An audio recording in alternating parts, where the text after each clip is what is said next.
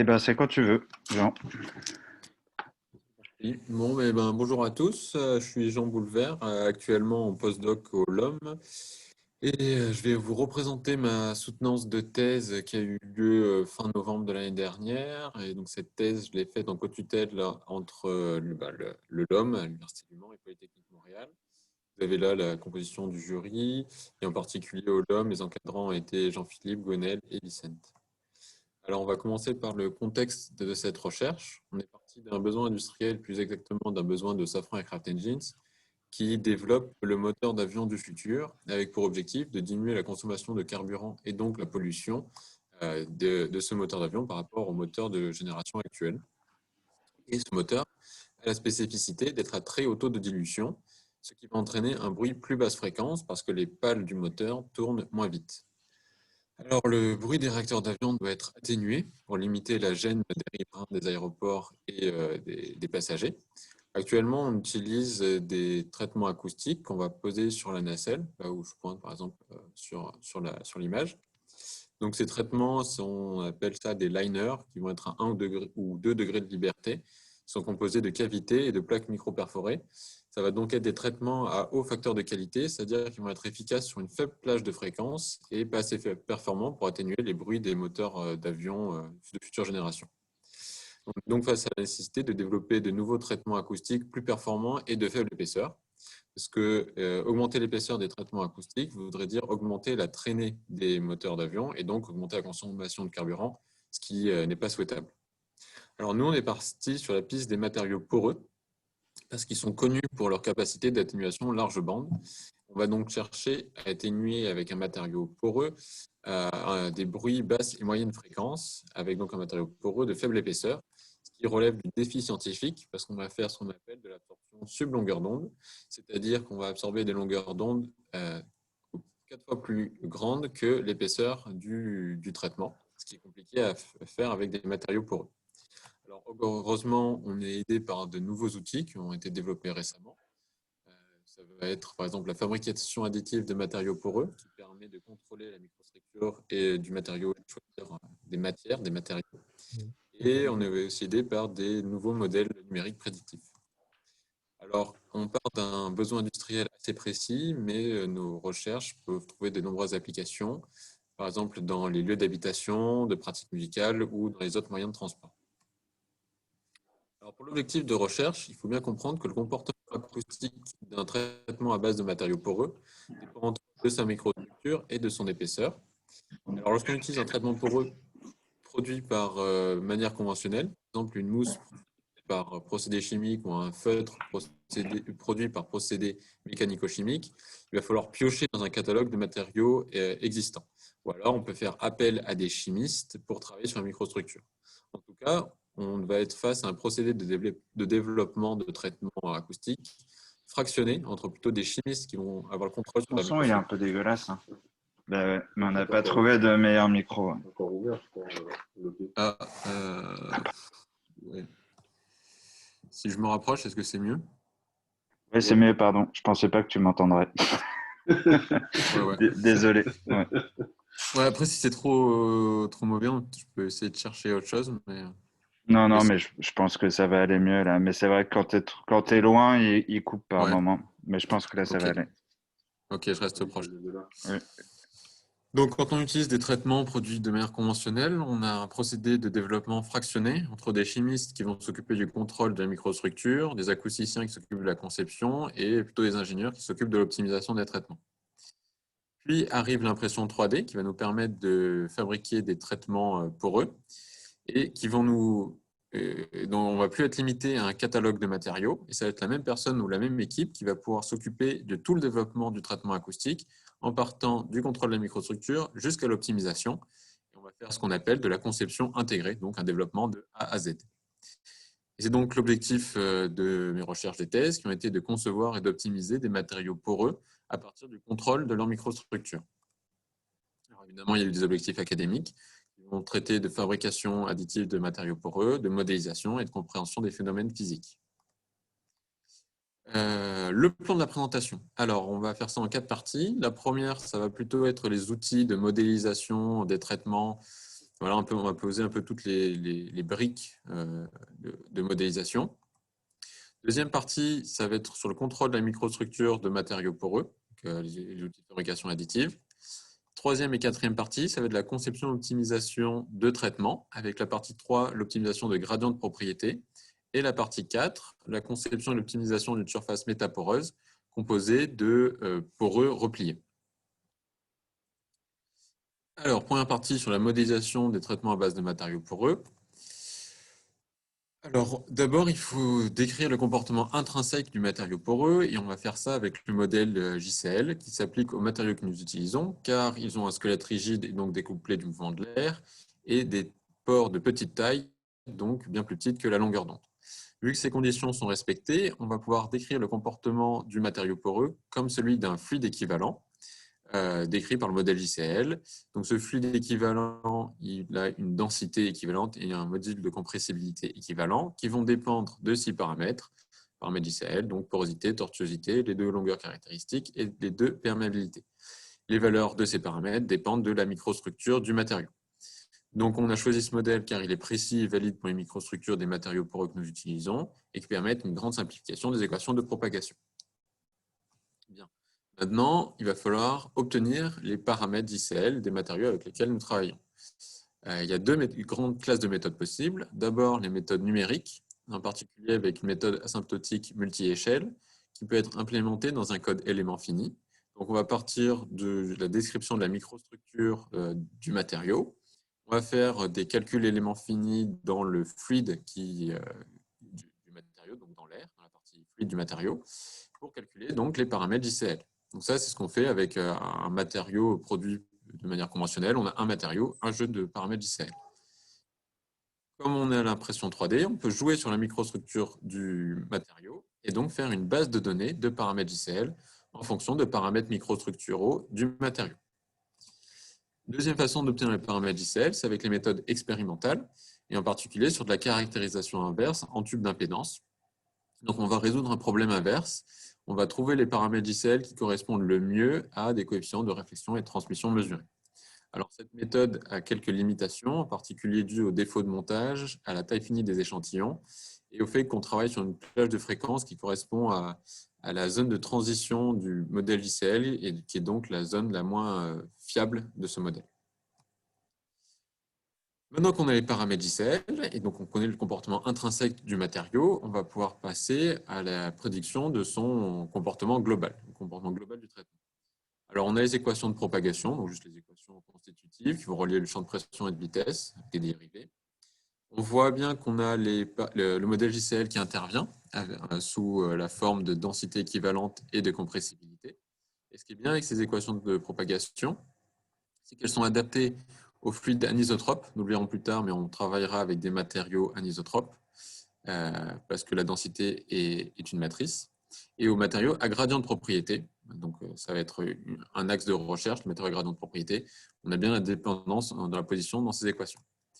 Justement, quand on a des matériaux à gradient de propriété, pour prédire leur comportement, leur coefficient de réflexion et de transmission, si le gradient est discret, on peut utiliser la méthode des matrices de transfert qui va lier les champs de pression et de vitesse aux interfaces entre les différentes couches. Ou si le gradient est continu, on va pouvoir utiliser des méthodes de wave splitting où on va écrire le champ de pression en décomposé en une onde aller et une onde retour. On va aussi utiliser des méthodes de raccordement modal, donc dans lesquelles on décompose les champs de pression et de vitesse sur des bases modales dans les différents domaines, par exemple dans l'air avant le traitement et dans le traitement, et on raccorde les champs à l'interface entre les différents milieux. Donc voilà, avec ces outils, on va pouvoir prédire le comportement des matériaux avec lesquels on travaille. On va donc après pouvoir passer à leur optimisation. Donc, 2 grands algorithmes d'optimisation, l'algorithme de Nelder-Mead et des gradients conjugués non linéaires. Ce sont tous les deux des algorithmes itératifs qui ont comme défaut de risquer d'être bloqués dans un optimum local. Nelder-Mead ne fait pas de calcul de dérivés et on va plutôt s'en servir pour des optimisations de fonctions à faible nombre de variables. Tandis que le gradient conjugué non linéaire utilise du calcul de dérivée de la fonction qu'on cherche à minimiser, qui va lui permettre de converger plus rapidement. Et on va plutôt s'en servir pour des fonctions à grand nombre de variables. Voilà. Donc là, ça fait le tour sur les outils qu'on va utiliser. Et on va pouvoir passer à la deuxième partie sur le contrôle de la microstructure d'un matériau poreux. Alors, nos matériaux poreux, on les a fabriqués par le procédé FDM, donc en français, dépôt de fil fondu ou Fuse Deposition Modeling en anglais, qui consiste à prendre une matière plastique qu'on va extruder au travers d'une buse chauffée. La matière extrudée va durcir au contact de l'air et être déposée par couches successives. Donc, avec cette méthode, on va pouvoir fabriquer des matériaux poreux de type microtreillis. Donc, c'est un matériau fibreux structuré. On voyait là la microstructure. Donc, comme je vous disais tout à l'heure, c'est un matériau anisotrope parce que les pores dans la direction normale ne sont pas les mêmes que dans les directions transverses. Et ce qui est bien avec ce matériau, c'est que la description de sa géométrie est faite très simplement par deux paramètres, le diamètre des filaments et leur espacement. Alors ce matériau, on a été capable d'en fabriquer des petits échantillons. Donc là, vous voyez quelques exemples qui, à l'œil nu, sont tout à fait satisfaisants par rapport à ce qu'on cherche à faire. Alors en termes de fabrication, l'épaisseur des filaments vont être contrôlées par le diamètre de la buse. Et la taille des pores, par contre, on ne va pas contrôler directement une taille de pore en millimètres, mais on va gérer un paramètre de fabrication qu'on appelle taux de remplissage. Donc, c'est vraiment un paramètre de la machine, taux de remplissage. Avec un faible taux de remplissage, ça veut dire des filaments espacés, et un taux de remplissage important, c'est des filaments rapprochés. Donc, à partir de là, on a fabriqué quelques échantillons de microtreillis homogènes. On a mesuré leur absorption en tube d'impédance, la courbe noire, et on l'a comparé à une absorption simulée avec les paramètres ICL obtenus numériquement et une prédiction d'absorption par TMM. Donc on voit que les deux courbes suivent la même tendance, mais quand même, numériquement, on a une sous-évaluation de l'absorption. Alors, ce type de phénomène a déjà été observé pour différentes méthodes d'impression 3D et d'autres matériaux poreux. Mais dans la littérature, on dit il doit y avoir des défauts de fabrication et ça n'a pas été plus étudié que ça. Ce que nous, c'est assez problématique et on ne peut pas se contenter d'avoir un modèle prédictif grossier parce qu'on veut vraiment faire de l'optimisation de A à Z. Donc, ce qu'on a fait, c'est qu'on est parti à la chasse aux défauts de la microstructure imprimée. Alors, on a pu en observer trois types de défauts. Déjà, si on regarde une coupe transversale de notre microtreillis, on va voir que la section des filaments est elliptique et non pas complètement ronde. Donc, on a pu simuler l'impact de ce défaut numériquement pour voir l'impact de ce défaut sur les paramètres d'ICL. On a vu que ça dépend de l'espacement des filaments. Donc, par exemple, si les filaments sont très proches, on va avoir une augmentation de la porosité en présence de ce défaut. Ça se comprend bien parce que la porosité, c'est le volume d'air sur le volume total. Et en fait, ces filaments écrasés vont faire qu'il y a moins de matière que prévu. Donc finalement, on a un volume d'air plus important. Deuxième type de défaut, si on regarde le microtreillis dans l'autre sens, c'est que la section des filaments n'est pas complètement constante, mais il y a un léger rétrécissement de la section entre deux points de contact, ce qui est dû à un phénomène de striction, parce qu'on a la buse qui part d'un point et qui va à l'autre point, et entre deux, ça fait un peu comme un chewing-gum qui est étiré, donc on a un petit phénomène de striction entre ces points. Encore, on a simulé l'impact de ce défaut sur les paramètres ICL pour voir les grandes tendances. Et enfin, troisième type de défaut, là on se rapproche encore plus du filament. On a fait de l'imagerie au microscope électronique à balayage, et on va voir déjà des petites impuretés, mais il n'y en a pas beaucoup. Mais plus intéressant, on va voir des rainures sur la surface des filaments, qu'on suppose être dues au fait que les buses ne sont pas parfaitement lisses. Là, on voyait une image de buse neuve avec quelques petites rugosités à l'intérieur. Là encore, on avait fait des simulations pour voir l'impact de ce type de défaut sur les paramètres ICL. Et là, pour une fois, ce qu'on voit, c'est une diminution des longueurs caractéristiques. Ça se comprend bien, par exemple, sur la longueur caractéristique thermique, qui est à 2 fois le volume du pore sur la surface fluide solide. Le volume du pore, lui, il est presque pas impacté par la petite présence de ces rugosités, tandis que la surface fluide solide, elle est largement augmentée par la présence de ces petites rugosités sur la surface du filament. Donc, on comprend bien que la longueur thermique diminue. Donc, en résumé, on a vu 3 types de défauts et on a observé numériquement l'impact de ces défauts sur les paramètres ICL. Donc ça, c'était une première étape pour comprendre d'où venait, enfin, qu'est-ce qu'on avait comme défaut, quel type d'impact sur les paramètres JCL on pouvait s'attendre. Mais pour avoir un modèle prédictif vraiment fiable, il a fallu passer par de la caractérisation inverse, donc une méthode expérimentale, pour obtenir les paramètres JCL. Alors, on a fabriqué plusieurs échantillons et on a fait la caractérisation inverse de ces échantillons. Donc celui-là, vous voyez sur la courbe, c'est la porosité en fonction du taux de remplissage. Souvenez-vous, c'est ce paramètre de fabrication qui va gérer l'espacement des filaments. Donc en bleu, on a la variation obtenue numériquement avec une cellule unitaire idéalisée.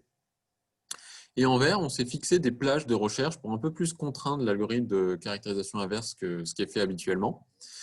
Parce que vu qu'avec les simulations, on sait où vont se trouver à peu près les paramètres JCL, même en présence de défauts. Du coup, on peut un peu plus borner la plage de caractérisation inverse. Et donc, après, on fait de la caractérisation inverse sur plusieurs échantillons, ça donne les croix noires.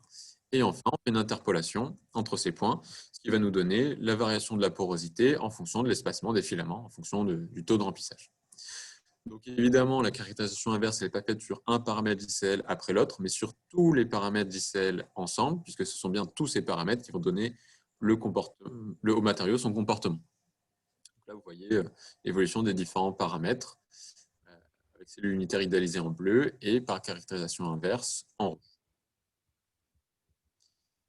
Maintenant qu'on a ces paramètres, ce modèle paramétrique corrigé, on va vérifier que tout fonctionne bien, qu'on retombe sur nos pas. Donc on repart de notre exemple de base avec l'absorption d'un échantillon homogène et sur lequel on va rajouter la courbe avec le modèle corrigé qui, là, on voit bien que ça colle avec la mesure, ce qui était attendu.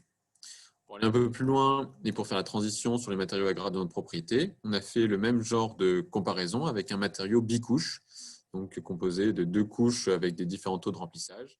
Et là encore, on voit avec la mesure dans un sens de l'échantillon et dans l'autre, très plein, très continu, qu'avec le modèle corrigé, on a bien une bonne superposition des courbes entre mesure et simulation modèle corrigé.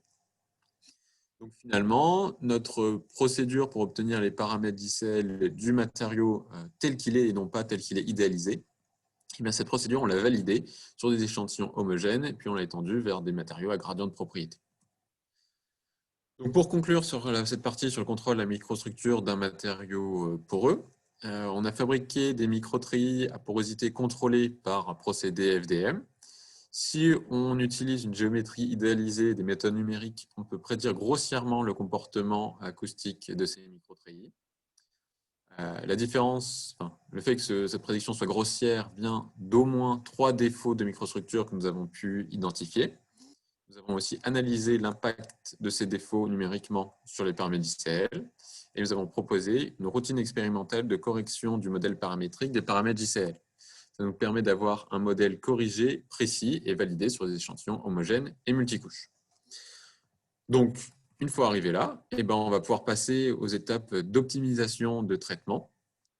Et premier volet d'optimisation, ça va être l'optimisation des matériaux à gradient de propriété. Je ne dis pas que c'est de la conception, puisque les matériaux à gradient de propriété existent déjà. Alors, justement, les matériaux poreux à gradient de propriété, on les connaît bien. On les connaît sous 2 types. Les gradients monotones, qui sont en pratique utilisés parce qu'ils permettent d'avoir de l'absorption large bande élevée. Bon, ils sont utilisés dans les panneaux absorbants, en particulier dans les panneaux des salles anéchoïques ou des studios d'enregistrement, par exemple. Et donc, ça va être des panneaux avec des motifs polyédriques, comme vous voyez là sur la photo.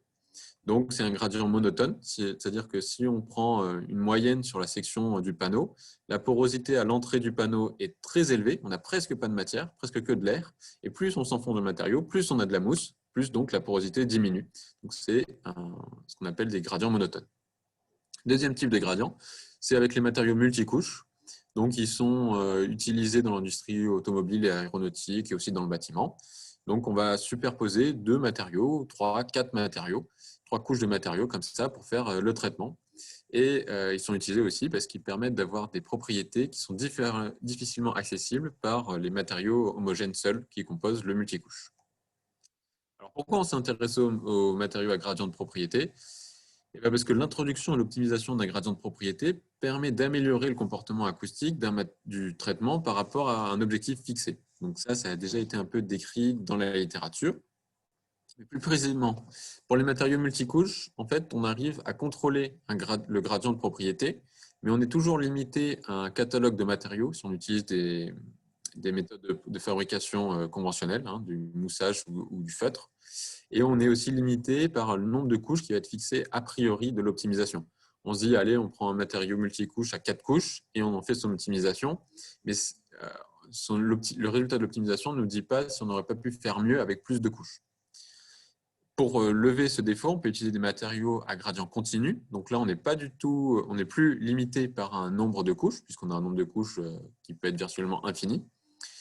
Mais là, le problème pour l'instant dans la littérature, c'est que le gradient n'est pas contrôlé, comme on voit là sur cet échantillon de mousse. On a bien un gradient continu, mais on n'arrive pas à le contrôler, à lui faire des oscillations de porosité comme on souhaiterait. Et enfin, on a une compréhension limitée de la physique des gradients de propriété. Alors, pour optimiser nos matériaux de gradient de propriété, on se dote d'une fonction coût qu'on va minimiser par un algorithme de gradient conjugué, on le verra tout à l'heure. Cette fonction coût, elle traduit mathématiquement notre volonté d'approcher un coefficient de réflexion cible. Donc, ça va être le R objectif, qui peut être égal au coefficient d'un matériau qui existe, si on veut faire la caractérisation inverse, ou plutôt, si on peut le mettre égal à 0, pour avoir un coefficient de réflexion le plus faible possible, et donc maximiser l'absorption de notre matériau. Donc cette fonction coût, elle est définie sur une plage de fréquence, et donc ce qui nous permet de maximiser l'absorption sur une plage de fréquence visée. Et on a enfin ce vecteur de paramètres Q, qui vont être donc les paramètres qui vont évoluer au sein de l'épaisseur du matériau qu'on va chercher à optimiser. Ça peut être par exemple du diamètre de filament ou de l'espacement de filament, si on a un contrôle absolu sur la microstructure du matériau, ou alors, plus lié à la fabrication, on peut travailler sur un paramètre de fabrication tel que le taux de remplissage. Et enfin, avant de vous montrer les résultats d'optimisation, on va utiliser deux types de gradients. On va considérer deux types de gradients. Le premier, c'est des gradients libres. Donc là, on va avoir juste un profil optimisé qui va être borné, donc une taille de pore qui ne peut pas être plus grande ou plus petite que certaines valeurs. Et on va utiliser une méthode de gradient conjugué non linéaire qui est adaptée d'une méthode de caractérisation inverse de matériaux à gradient de propriété et qui cherchait cette méthode à trouver des paramètres JCL du matériau en fonction de l'épaisseur.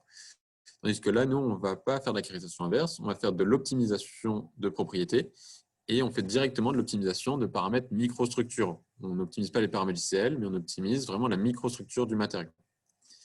Et deuxième type de gradient, donc c'est encore un gradient continu, borné toujours, mais strictement décroissant, pour refaire en fait reproduire les gradients des panneaux à motifs polyédriques. Et donc là, c'est un algorithme de Needler-Mills. Alors, on passe au résultat d'optimisation. Donc d'abord sur un micro-tri idéalisé, on va pouvoir jouer donc sur le diamètre des filaments et leur espacement. Le matériau homogène, comment il se comporte? De façon assez classique, on voit qu'on peut avoir de l'absorption parfaite ou presque parfaite au maximum d'absorption. Mais surtout, on voit que suivant le diamètre des filaments, on va avoir des oscillations plus ou moins marquées. Plus les filaments sont gros, plus on a des oscillations marquées. Et dans tous les cas, on a des oscillations. Et enfin, en dessous du premier maximum d'absorption, l'absorption est très faible et diminue fortement. Alors, premier objectif, on va chercher à diminuer la première fréquence d'absorption parfaite. Donc ça, on est toujours lié au matériau, à l'objectif industriel. Et on va, pour ce faire, maximiser l'absorption sur la plage de fréquence 1300-1700 Hz. Et on va optimiser le diamètre et l'espacement des filaments en même temps. Alors, le gradient monotone décroissant, il est incapable de répondre à cet objectif. Tandis que le gradient libre, lui, en est tout à fait capable et va nous donner cette courbe d'absorption qu'on voit là en rouge. Donc, on voit qu'on arrive à avoir l'absorption parfaite à 1630 Hz. Ça veut dire une épaisseur de traitement égale à la longueur d'onde dans l'air divisé par 7. Donc, on a bien de l'absorption sub longueur d'onde. Le profil optimisé, alors déjà, si on regarde le diamètre des filaments, on a d'abord des fibres très grosses en entrant dans le matériau, puis une deuxième zone avec des filaments de très faible diamètre. L'espacement des filaments, on a d'abord des filaments rapprochés, puis des filaments plus espacés. En fait, ce type de profil, on le comprend bien, parce que finalement, le poreux homogène, il se comporte comme un résonateur quart d'onde. Donc, voilà, qu'on connaît bien. Tandis que le poreux à gradient de propriété, il va plutôt se comporter comme un liner à 1 degré de liberté, c'est-à-dire qu'il a une couche résistive, gros filament rapproché, et derrière un plénum, donc une couche d'air, avec des filaments plus fins et plus espacés. Et voilà, donc ça, on comprend bien le profil du gradient. Et physiquement, ce qui va se passer derrière, c'est qu'avec ce gradient, on va gérer la fréquence du premier mode de la couche poreuse, pour la décaler vers la fréquence qui nous intéresse. Et on va aussi gérer les pertes intrinsèques du matériau pour réussir à avoir le couplage critique à la première fréquence, au premier pic d'absorption. Donc, avec ce profil, on arrive à la fois à gérer la fréquence et les pertes du premier mode de la couche poreuse, ce qui nous permet d'avoir l'absorption parfaite. Deuxième objectif, on va regarder si on pouvait faire de l'absorption large bande. Donc, ce coup-ci, on a optimisé l'absorption sur une plage de fréquence qui commence à une fréquence un peu au-dessus du premier pic d'absorption du matériau homogène. Donc, c'est entre 3000 et 20 000 Hz. Et pour faire simple, on a optimisé juste l'espacement des filaments avec un diamètre de filament à 100 micromètres. Donc, le gradient monotone décroissant en vert, il permet de répondre un peu à cet objectif qui va nous donner ce profil-là en vert. Donc, on voit bien qu'on a un espacement des filaments qui décroît au fur et à mesure de l'épaisseur du matériau. Donc, on voit bien, c'est pareil que la porosité. À l'entrée du matériau, on a une porosité très élevée, puis une porosité de plus en plus faible quand on rentre dans le traitement. Ce qui va permettre d'avoir l'absorption en vert, donc un plateau d'absorption, composé de 1, 2, 3, 4 maxima d'absorption dans la plage de fréquence qui nous intéresse. On passe ensuite à notre gradient libre, qui va lui aussi globalement suivre une tendance décroissante, des filaments de plus en plus rapprochés, c'est-à-dire une porosité de plus en plus faible. Mais en plus de ça, on va avoir 5 oscillations dans le profil. Alors ces 5 oscillations, finalement, elles vont nous permettre de gérer les 5 premiers modes de la couche poreuse. Et ça, on le voit bien parce que dans la plage de fréquence d'intérêt, ce coup-ci, on a 1, 2, 3, 4, 5 maxima d'absorption, qui correspondent donc à 5 modes de la couche poreuse qui vont être dans la plage de fréquence d'intérêt. C'est-à-dire que le gradient monotone, ce qu'il a fait, c'est qu'il a pris le premier maximum et il a un peu monté pour le mettre dans la plage qui nous intéresse. Mais ce maximum-ci, là, au-dessus de 20 000 Hz, il n'a pas réussi à le faire bouger. Tandis que notre gradient libre, avec ces 5 oscillations, il a aussi décalé le premier maximum vers des fréquences plus hautes et il a pris le dernier maximum et il a descendu en fréquence. Donc, tout ça pour dire qu'avec ce gradient, on contrôle encore une fois la fréquence et les pertes de 5 modes de la couche poreuse. Donc, on contrôle autant de modes que d'oscillations dans le profil. On est ensuite passé à de l'expérimental, donc avec les paramètres JCL obtenus par la méthode décrite tout à l'heure, en fonction de l'espacement des filaments. Et on a repris un peu les mêmes objectifs. Donc, le premier, c'est d'avoir de l'absorption sub longueur d'onde. Et on voit qu'on y arrive. Donc, en noir, c'est l'absorption du matériau homogène. En bleu, c'est l'absorption prédite du matériau à gradient de propriété. Et en rouge, c'est la mesure. Et donc là, on voit en dessous, c'est le profil. Alors, pourquoi vous avez 2 profils à gradient? C'est parce que le profil optimisé, c'est la courbe en verte, qui est donc un profil continu, donc avec une porosité faible à l'entrée, plus élevée en fond de traitement. C'est cohérent avec ce qu'on voyait tout à l'heure. Et par contre, pour fabriquer, on n'a pas été capable de fabriquer un gradient complètement continu. Il a bien fallu discrétiser le profil. Donc, c'est ce qu'on a fait. Là, on a discrétisé le profil et on voit qu'on arrive à avoir la même absorption qu'avec le profil continu. Deuxième objectif, donc là, c'est l'absorption au-dessus de la première fréquence d'absorption parfaite. On a fait entre 2500 et 5500 Hz. On n'est pas allé jusqu'à 20 000 Hz puisque le tube d'impédance, il ne permet pas de faire une mesure au-dessus de 6000 Hz. Et on voit encore qu'on arrive à avoir nos maximums d'absorption et un plateau d'absorption dans la plage qui nous intéresse. Et le profil, là, ce qui est intéressant de voir, c'est qu'il est composé de 2 oscillations. C'est cohérent avec ce que je vous disais tout à l'heure. On a un profil à 2 oscillations et on a 2 maxima d'absorption dans la plage de fréquence d'intérêt. Donc, en conclusion sur cette partie de l'optimisation du gradient de propriété, on est parti des équations de propagation dans un flux d'équivalent à gradient de propriété. On a utilisé des algorithmes d'optimisation de gradients de paramètres géométriques ou de fabrication, ce qui nous a permis de diminuer la fréquence du premier pic d'absorption Ce qui est donc possible au prix de la réduction de la plage d'absorption. On n'avait que juste un pic à la fréquence et après l'absorption n'était plus du tout contrôlée. Ou deuxième possibilité, c'est l'absorption large bande. Donc ce coup-ci, c'est possible si le premier pic d'absorption, on le décale vers des fréquences un peu plus élevées. Derrière tout ça, le principe physique, c'est le contrôle des résonances internes, donc le contrôle de leurs fréquences et de leurs pertes qui leur sont associées, avec un nombre d'oscillations dans le profil égal au nombre de modes contrôlés dans la couche poreuse. Et enfin, nous avons pu valider expérimentalement ces résultats. On va donc passer à présent à la dernière partie qui consiste à concevoir et optimiser une surface métaporeuse. Alors pourquoi on a fait ça? C'est parce qu'on a vu qu'avec les matériaux à gradient de propriété, quand on diminue la première fréquence d'absorption parfaite, on a un pic d'absorption qui est de faible largeur. Donc on a de l'absorption sub longueur d'onde, mais qui n'est pas large bande. Et donc on a cherché une autre façon d'avoir de l'absorption sub longueur d'onde. Alors, ce matériau, il est inspiré de deux concepts. D'abord, les traitements repliés, qui vont permettre d'augmenter la distance parcourue dans le traitement sans augmenter l'épaisseur du traitement. Donc, on a une absorption plus basse fréquence sans changer l'épaisseur du traitement.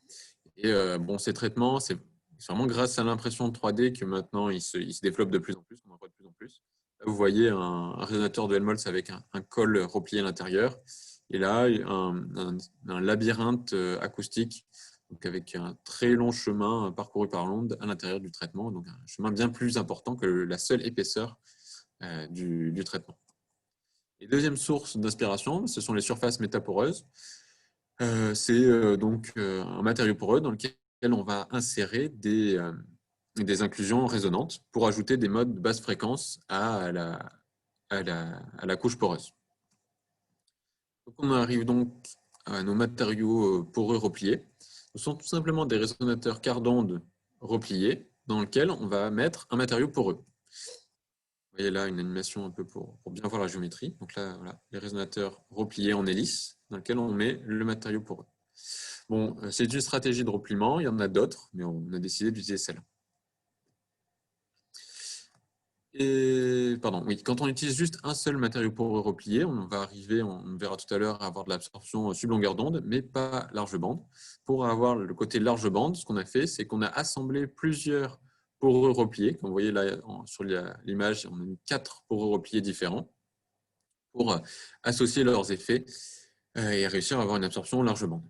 Donc, la surface métaporeuse sur laquelle on travaille, c'est donc un assemblage de 4 matériaux poreux repliés désaccordés avec un nombre de révolutions de l'hélice différents et un espacement entre des filaments différents aussi pour chacun des 4 poreux repliés.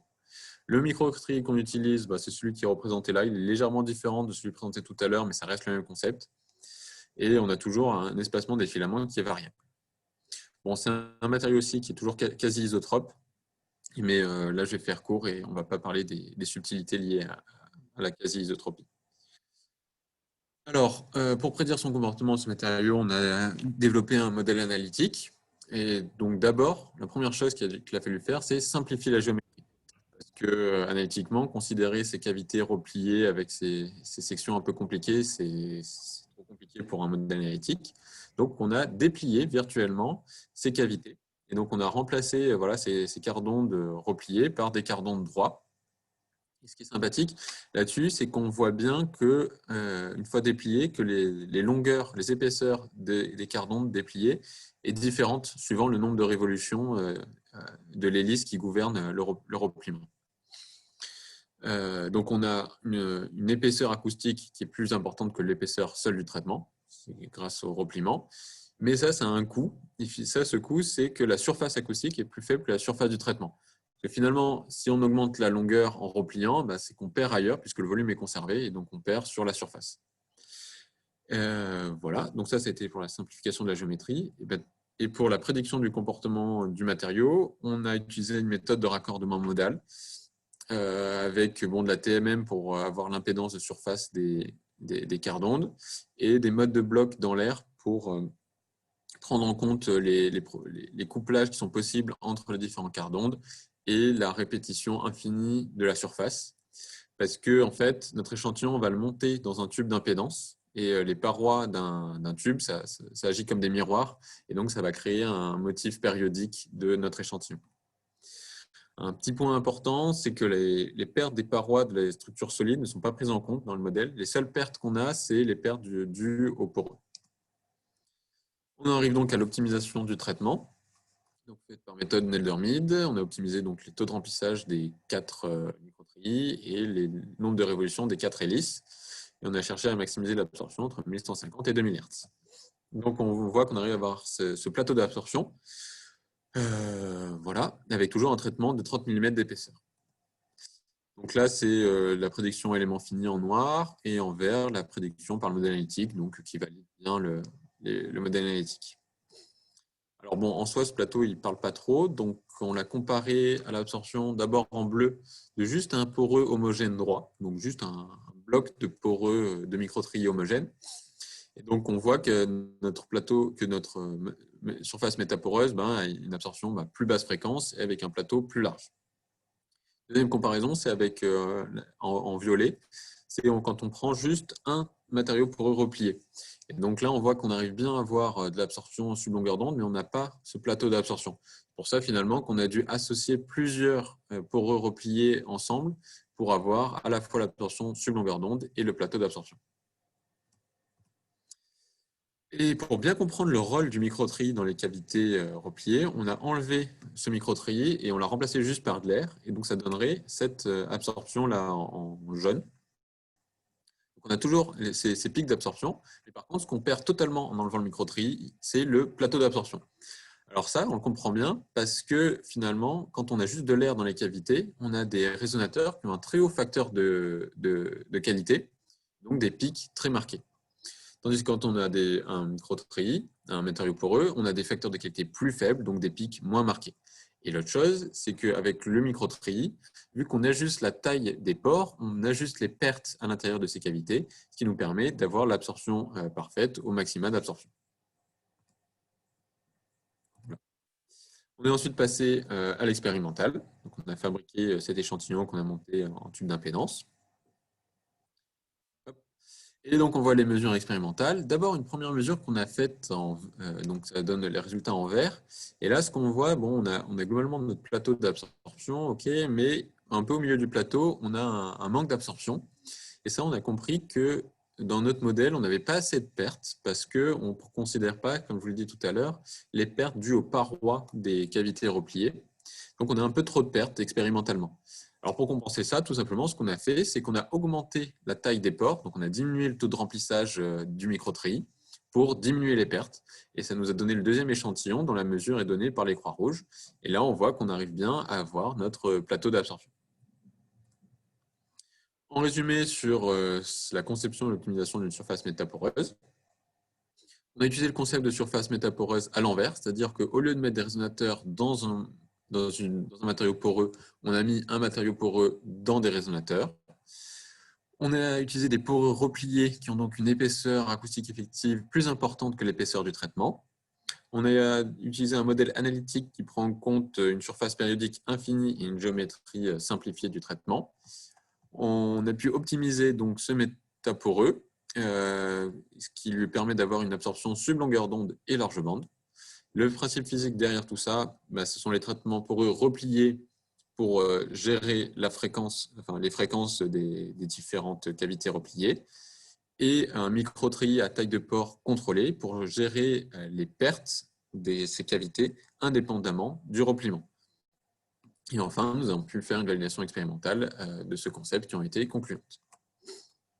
En conclusion sur ces travaux de thèse, on repasse partant de l'objectif de concevoir et d'optimiser des matériaux poreux à partir du contrôle de leur microstructure. Sur le contrôle de la microstructure d'un matériau poreux, on a pu étudier l'impact des défauts de fabrication et prendre en compte ces défauts de fabrication dans un modèle prédictif. On a fait une publication. Sur l'optimisation des gradients de propriété, on a développé une méthode d'optimisation des gradients libres des paramètres microstructuraux ou de fabrication, et ce qui nous a permis d'obtenir et d'analyser des gradients optimaux avec donc autant d'oscillations dans le profil que de modes contrôlés. Là, le petit point en étoile, c'est ce que je n'ai pas présenté aujourd'hui, mais qui a été fait. C'est la même chose, donc l'optimisation de gradient de propriété, mais avec des matériaux en fond libre ou en incidence oblique. Sur la conception et l'optimisation d'une surface métaporeuse, on a développé donc un métaporeux à absorption sub longueur d'onde large bande avec une gestion des pertes indépendante du repliement des cavités. Pas présenté aujourd'hui, mais qui a été fait, c'est la prise en compte de l'anisotropie des microtreillis, qui est en fait un point clé pour réussir à avoir une prédiction cohérente avec la réalité. Et enfin, un point qui n'a pas été montré du tout aujourd'hui, parce que c'est des problématiques assez applicatives pour les liners, c'est l'étude de la microstructure et du type de réaction, c'est-à-dire est-ce que le matériau est réaction localisée ou non localisée, c'est-à-dire est-ce qu'on a le droit à une propagation transverse dans le matériau ou qu'une propagation normale. Donc ça, on a un peu aussi étudié l'impact de ce genre de problématiques. Pour les perspectives de ces travaux, je pars sur deux constats. Le premier, c'est que le contrôle de la microstructure des matériaux poreux permet d'ajuster leurs propriétés intrinsèques et que le contrôle de microstructures par impression 3D est suffisamment flexible pour atteindre l'absorption parfaite, qui invite à revisiter des dogmes sur les performances des matériaux poreux qui sont souvent un peu décriés en disant « Ah, les matériaux poreux, bon, c'est bon, mais c'est pas top ». Ben là, on voit vraiment qu'avec de l'impression 3D et un bon contrôle de la microstructure, on arrive à avoir des très bonnes propriétés. Et en particulier, on peut revoir des dogmes, par exemple, sur les matériaux à gradient de propriété, où on disait un peu, bon, les panneaux à motifs tétraédriques, c'est les meilleurs gradients. Et on voit qu'avec une bonne optimisation, on peut faire encore mieux. Et donc, ça invite à concevoir de nouveaux types de traitements à base de matériaux poreux. Et par exemple, d'optimiser des traitements poreux pour maximiser l'atténuation dans des configurations pratiques aéronautiques. On reboucle avec l'objectif original de cette recherche. Et merci pour votre attention et je pense qu'on va avoir un peu de temps pour les questions.